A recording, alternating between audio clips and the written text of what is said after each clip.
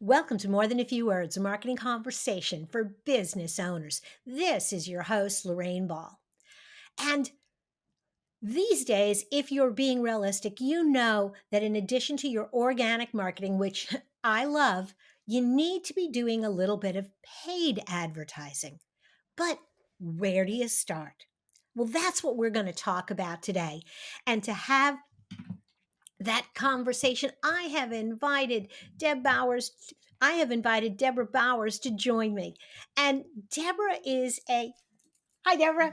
I want to tell you a little bit about Deborah before let her get started. She is a seasoned marketing guru with decades of experience in all forms of marketing and advertising, but she specializes in creative strategy, creating campaigns that drive business and sales coaching, and her spiritual healing journey has been crucial to her success. She's committed to sharing her struggles and helping other women develop emotional strength and confidence.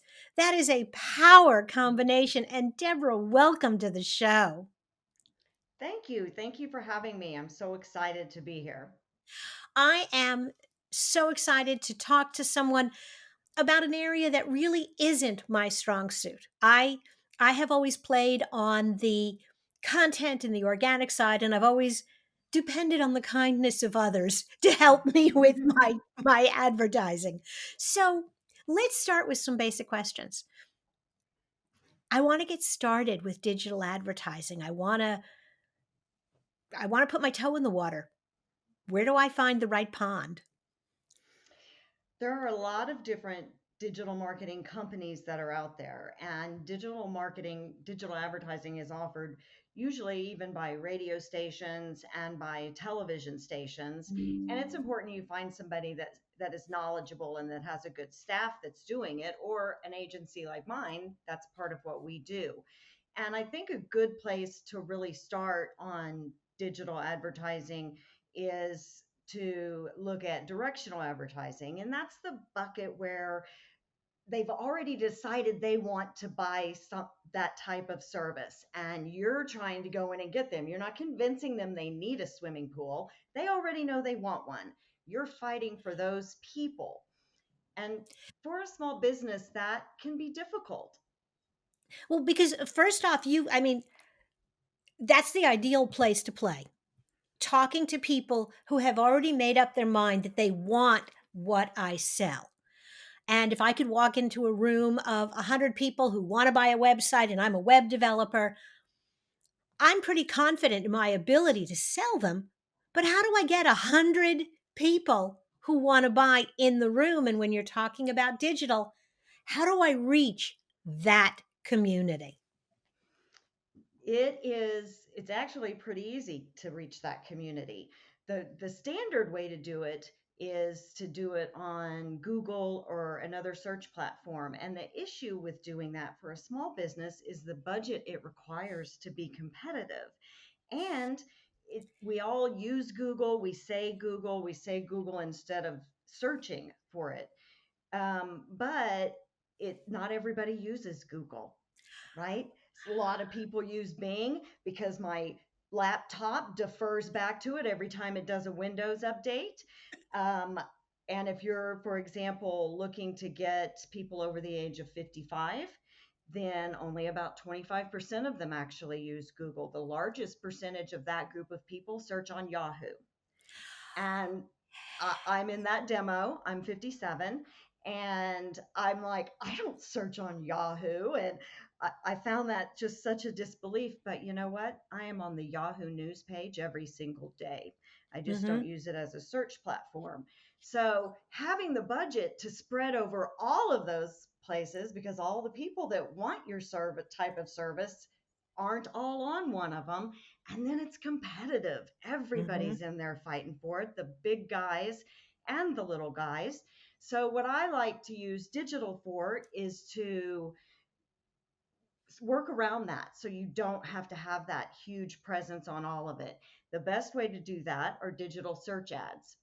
And everyone is familiar with them because when you search for boots, and you look for some and you don't decide yet which ones you're going to get or where you're going to go. And then all of a sudden you get all of the boot ads. Those are digital search ads. And not only, I mean, they're effective and they're inexpensive, and you remember them, don't you? You don't Yes, it remember. well, it You know, it's almost creepy. Like you search for a desk or like you said, boots, and all of a sudden everywhere you go, you start seeing those ads. So what you're saying is you're not buying the keyword, you're actually sort of retargeting that community that has already searched for exactly what you sell. we it, the way it works is it doesn't matter where they search. We put in keywords just like you do on any other search platform. These are the keywords we want. And it doesn't matter where they search. They could search on Google, Bing, Safari, YouTube, any of the social media platforms, and the AI system picks that up. And then we send display ads to those people. And it's targetable by zip code. So you can geofence around a specific area and say, I only want people that search for tree removal in these zip codes. And we're going to send display ads to them. And it doesn't matter where they search. In addition, I can spread that budget over all of that. And so I don't have to have a separate budget for each of those platforms. I can say I only want to spend $600 a month, and it will reach all of those people during that time. It's very cost effective. People remember those ads. Well, because they've already been searching. They've already looked for and found an alternative. Now, the downside, and I've noticed this, is I found my desk, I bought it on IKEA, but I keep seeing those ads. How do you manage that side of it so that you're showing ads to people who were interested, but they've already purchased, and obviously you can't always get at the moment of purchase, but is there a way to manage how many times someone sees an ad before you stop showing it to them? Absolutely, there is. Every platform has a way you program it. So, for example, any search ads, I'm going to program 4/24. They're never going to get more than 4 ads in 24 hours. But you can go up to like 20, I think. But you want to make people angry or something, you could do that. But then, in addition to that, you can target how long afterward they Mhm. receive that. And you know, if you start stretching that beyond about 5 to 7 days, they've likely made that purchase by then. And not only are you annoying them, you're wasting your money.